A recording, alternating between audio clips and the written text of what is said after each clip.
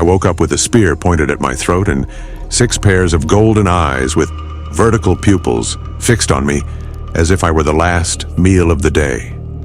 They weren't human, and that became clear in the first second, because their faces had that reptilian shape that makes you think of dinosaurs, with elongated snouts and crests of dorsal spines where there should be hair.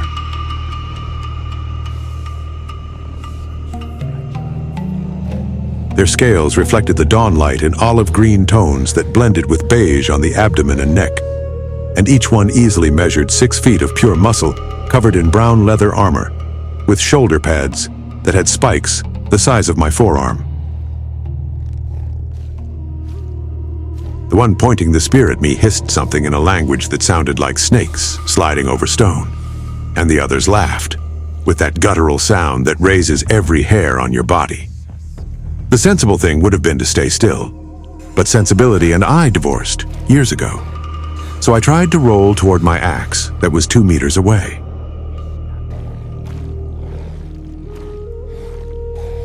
I didn't make it even the first meter because one of them stepped on my chest with her 3-clawed foot and pinned me against the jungle floor while the air escaped from my lungs in a pathetic gasp. Her golden eyes studied me with curiosity. She tilted her head like a predator does when it finds something interesting, but doesn't know whether to eat it or play with it first. And then she spoke in broken Spanish that sounded like the words hurt her throat.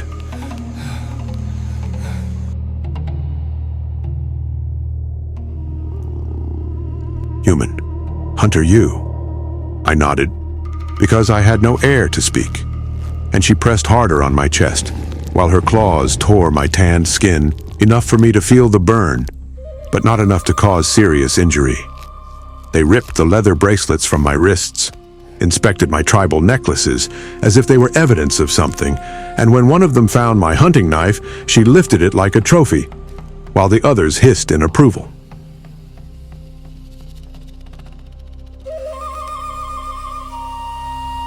Take, Queen Syra, she decided. They tied my wrists with something that looked like rope, but felt like steel cable, and when they stood me up, I discovered they weren't just taller than me, but also considerably stronger, because the one who grabbed my arm lifted me as if I weighed the same as a small child. The Amazon jungle is brutal at 7 in the morning, with that humidity that turns every breath into forced labor. But as they dragged me between trees so ancient, they probably saw a civilization being born. My brain was working at 1,000 miles per hour processing what I had just confirmed. The tribe existed. It wasn't a myth, like they said in the villages. And I had just become their prisoner 3 days before fulfilling my contract to exterminate them. The irony would have made me laugh if I wasn't sure that would only speed up my death.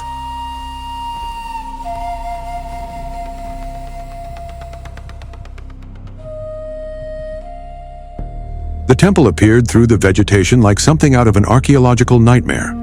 All gray stone, covered in moss and vines that climbed columns carved with intertwined serpents and symbols that definitely weren't in any history book I had seen.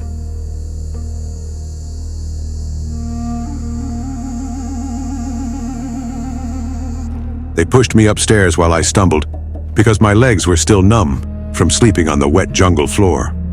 And with each step I could feel more eyes watching me from the shadows.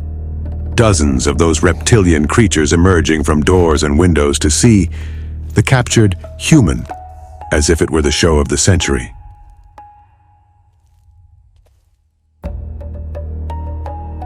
Some were warriors with armor identical to my captors.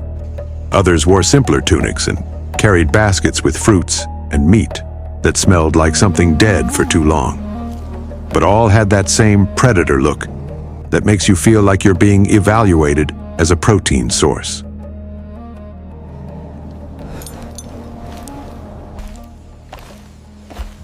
The throne room was exactly what you'd expect from a reptilian civilization hidden in the Amazon.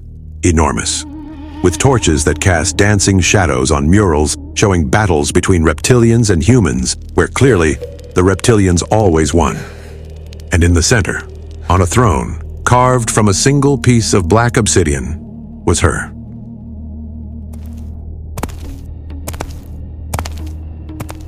Queen Syra, easily measured 6.5 feet tall, and her skin was a green so dark it almost looked black in the dim light, with scales that shone as if they had been polished.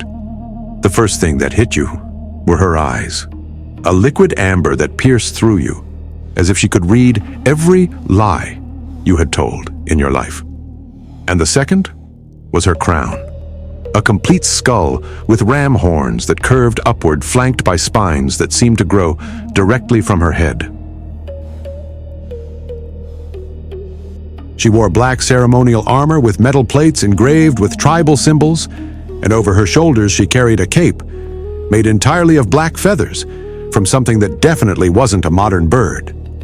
From her neck hung gold necklaces with circular medallions, and from her ears hung golden earrings that tinkled every time she moved her head.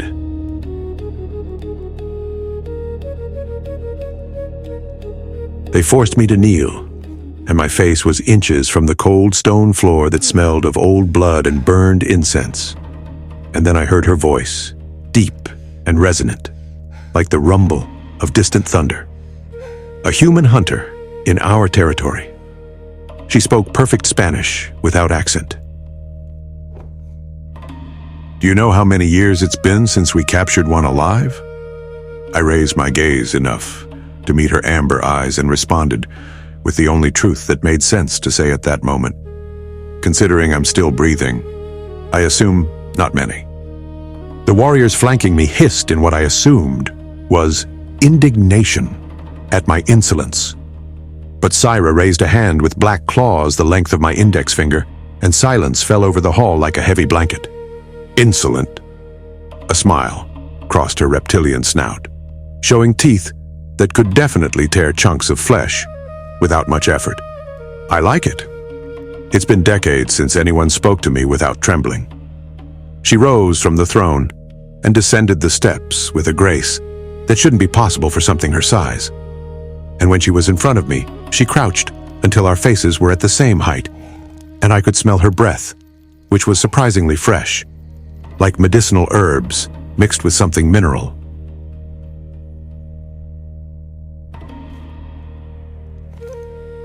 "Tell me, Hunter, who sent you to our jungle? The ranchers who cut down our trees? The miners who poison our rivers?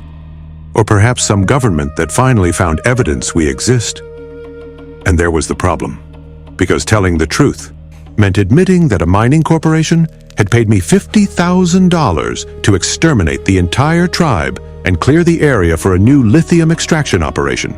But lying to someone who could clearly smell fear probably meant a faster death.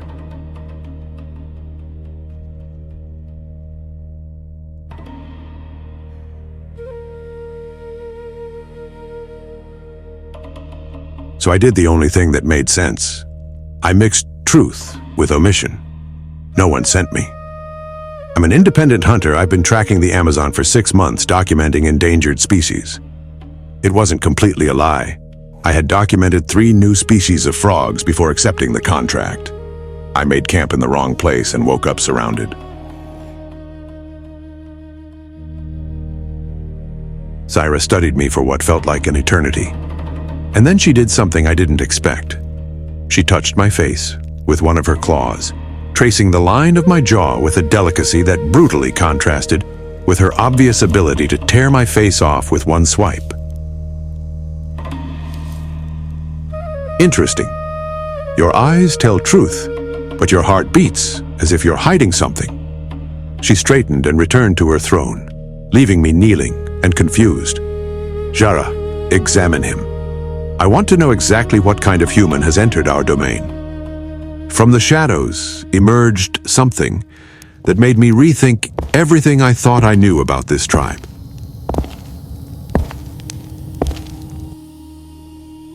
The old woman who emerged from behind a column seemed to have been carved from stone, worn by time, with scales that had lost their green shine to become a wrinkled beige gray that reminded me of the bark of ancient trees. Her hair was white as morning mist and fell to her waist in strands that moved even though there was no breeze. and in her right hand, she held a black wooden staff, where a live snake with golden scales coiled, watching me with the same interest as its bearer.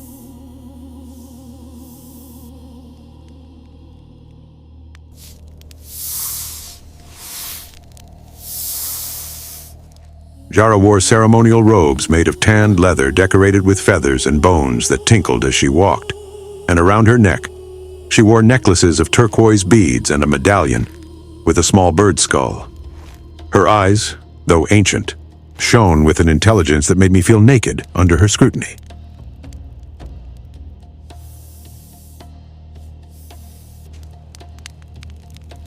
She approached limping slightly but without losing dignity, and when she was in front of me, she crouched with a creak of joints that sounded painful, but which she completely ignored.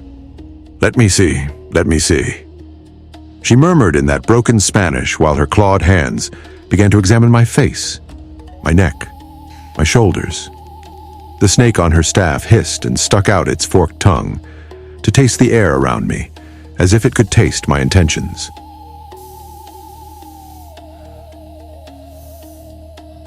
Her fingers found the scars on my chest and back, result of years hunting in places where the jungle returns every mistake with interest, and for a second, I saw something change in her expression.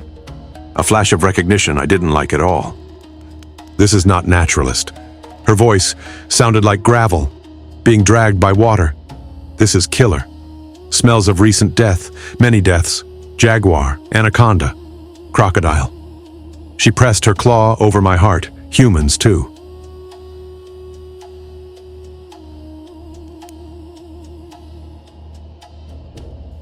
My stomach contracted because she was right about everything. Except the last part. I didn't kill humans, but I had had to defend myself from poachers who didn't appreciate me documenting their illegal operations. And apparently, that left a smell these beings could detect. I'm not lying when I say I document species. My voice came out firmer than I expected. But I'm also not going to pretend I'm a hippie with a camera. The jungle is brutal, and I survive by being more brutal than it. Jara stepped back and looked at Syra with a grave expression, and the two exchanged what seemed like a complete conversation just with their gaze. That kind of communication that only comes from decades of knowing each other. He is dangerous. Jara finally spoke for everyone's benefit, but he is not hunter of us yet. His spirit does not know our existence before today. Yet? Syra smiled, showing all those sharp teeth. Fascinating word, Jara. Are you suggesting he could become a threat? I suggest he already is, but doesn't know it. The old woman turned toward me with eyes that seemed to see directly through my skull. This one has destiny intertwined with tribe. Vision shows me two paths.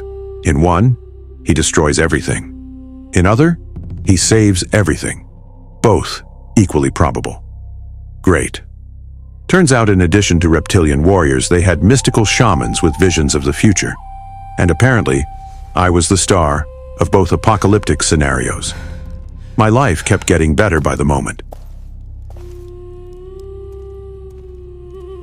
Syra leaned back on her throne, and her claws drummed on the obsidian armrest in a rhythm that sounded like impatience mixed with curiosity. I cannot kill you if there's a possibility you'll save us, but I also cannot free you if there's a possibility you'll destroy us. Her amber eyes pierced through me. So we'll do something we haven't done in 3 generations. We'll give you the trials. Trials? I asked, though I already knew I wasn't going to like the answer.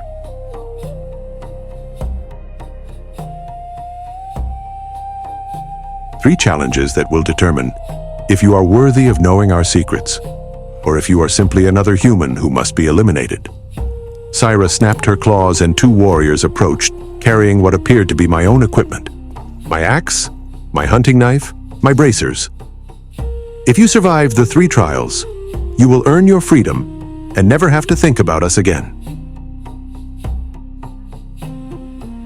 If you fail. She didn't finish the sentence but didn't need to.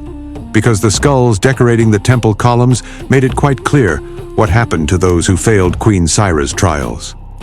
"When do these trials start?" I asked as they returned my equipment and cut the ropes from my wrists. Syra's smile widened until it became something genuinely terrifying. "They already started." The floor beneath my feet opened as if it had never been solid in the first place, and I fell into complete darkness while the roar of something large and hungry echoed from the depths.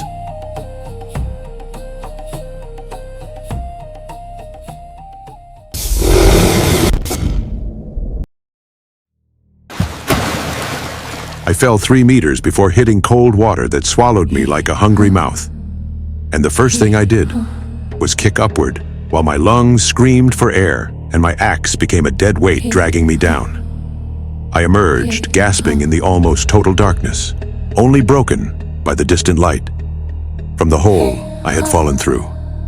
And that's when I heard the splash, that unmistakable sound of something massive moving in water. My eyes adapted enough to distinguish I was in an underground cavern where the water formed a lake of maybe 20 meters in diameter, surrounded by rock walls that dripped moisture and glowed with something that could be bioluminescent moss, or my desperate imagination searching for light where there was none. The splash sounded again, closer, and then I saw the flash of scales under the water, something dark green and massive that moved with the lethal grace of a predator born for this environment. It wasn't a humanoid reptilian, like the warriors above. It was pure reptile, a snake, the thickness of a barrel that glided through the water, leaving ripples that hit me like miniature waves. Damn. The word escaped my lips as I swam toward the nearest rock, because staying in the water with that thing was textbook suicide. My arms burned with the effort of dragging myself out of the lake while my animal skin loincloth stuck to my skin, making every movement harder.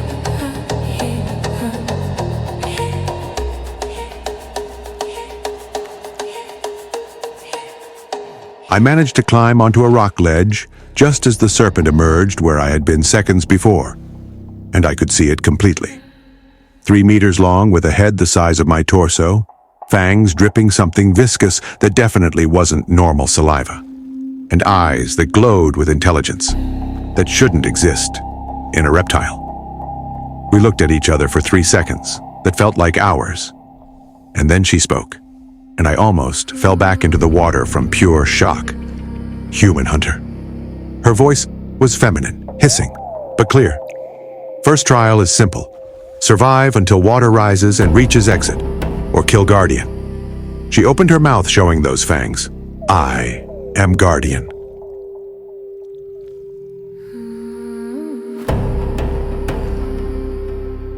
Of course the giant snake talked.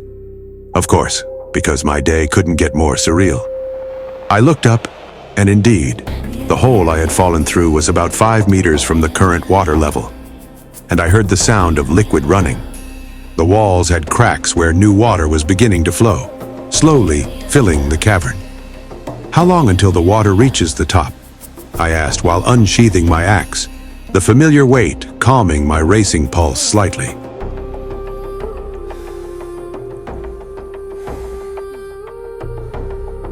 "Depends on how long you survive fighting." The serpent slid closer, her scales scraping the rock with a sound that raised every hair on my body. "Most die in first minute.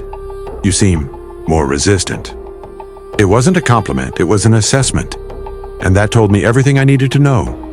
This thing had killed before, many times, and I was simply the next item on her menu. The water had already risen 5 centimeters while we talked, and my brain began calculating options with the speed that comes from years of not having a plan B.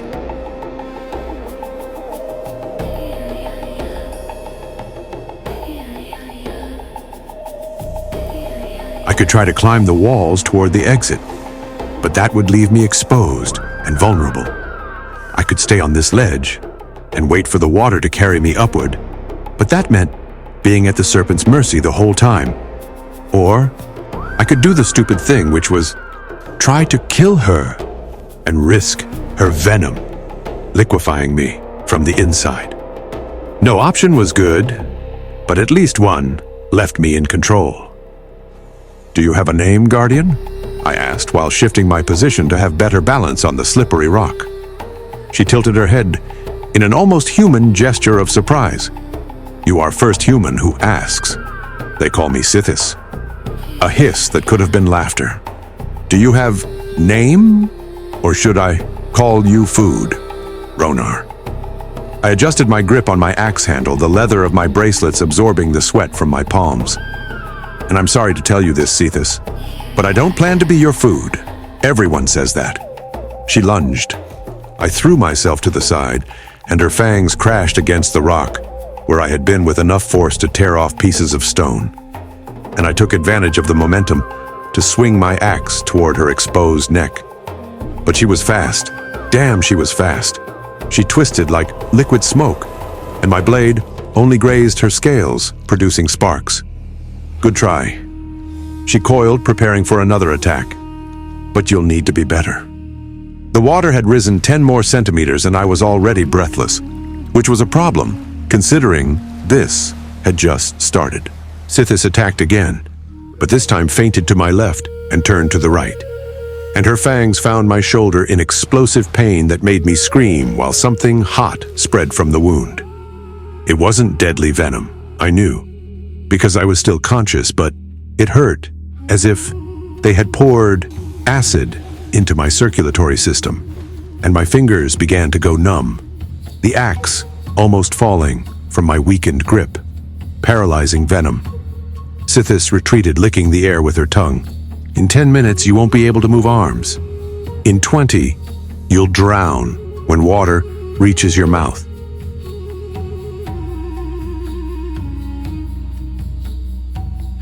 I looked at the water that was now 15 centimeters from my ledge, and then looked at the exit that remained unreachable, 5 meters above the rising level. I had to end this quickly, or I'd end up exactly where Sithis predicted, drowned and immobile while she watched me die. I switched my axe to my left hand because my right was already trembling uncontrollably. And then I did something I had never done before. I bet everything on a single move.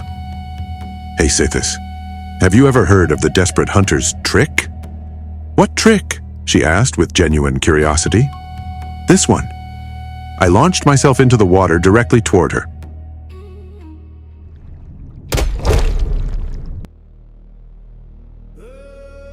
The shock in her eyes was satisfying for exactly half a second before she launched to meet me. Because it turns out, giant talking snakes hate when you invade their personal space. We collided underwater in a tangle of limbs and scales, and the pain in my shoulder exploded when her body coiled around my torso, beginning to squeeze with hydraulic press force.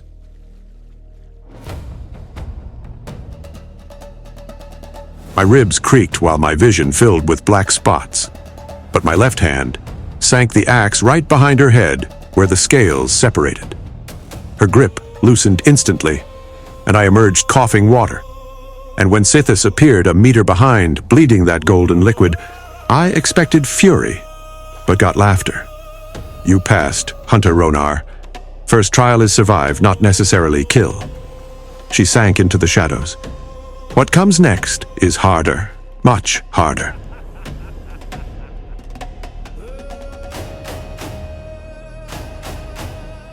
The water kept rising, and I dragged myself toward the tunnel that appeared in the opposite wall.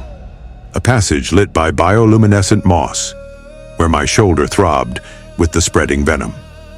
The tunnel opened into another cavern, with a circle of sand surrounded by stands, where 20 reptilian warriors watched in silence. And then Veskra jumped down with an impact that raised dust. Her intense green scales were marked with whitish scars. Her armor, heavier than the others, had a bull skull on the breastplate, and her 2 curved swords with black edges screamed professional of violence in a way that froze my blood. Second trial. Human. Combat until one surrenders. Her hoarse voice left no doubts. I've been captain for 14 years. I've never lost in this circle.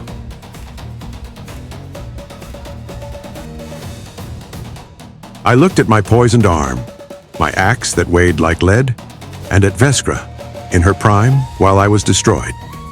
Can I surrender now? You can, but Syra is not as merciful as I am. Her predatory smile said it all. I adjusted my grip with my left hand because the right was decoration, and adopted defensive stance. Let it be noted, this is unfair. Life is not fair, Hunter. She lunged.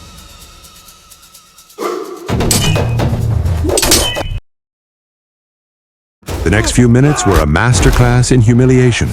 She knocked me down 5 times, while the venom ruined my coordination, and my strength disappeared until I was left on the ground, breathless. Do you surrender? And there was the easy way out. But I remembered the $50,000 for my brother in the hospital. I remembered my family was counting on me. Number. Not yet. Something changed in her eyes. Genuine respect. When she lunged again, I did something stupid. I dropped my axe. The shock on her face was very brief, and I took advantage to get inside her guard, grab her wrist, and pull while putting my foot behind hers. It didn't work perfectly, but I unbalanced her, and my elbow found her jaw. Dirty, fighting. She spat something golden. They don't teach that in training. The jungle raised me. Survive any way. That I respect.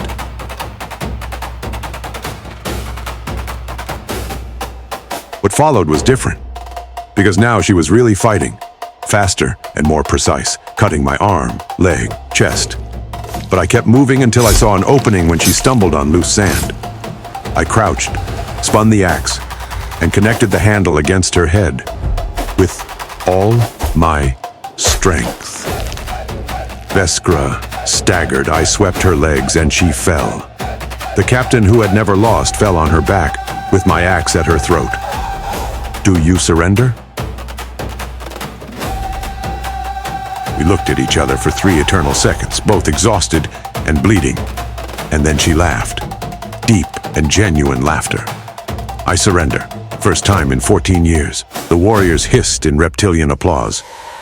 Welcome to very short list of humans who deserve respect. Syra appeared from the stands.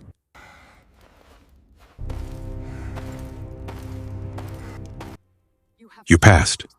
Jara will heal your wounds before 3rd trial, until tomorrow at dawn. 3rd trial is not of strength nor skill. It is of wisdom and truth. Her amber eyes pierced through me, and it will be the hardest for you. She was right. Lying came easier to me than breathing.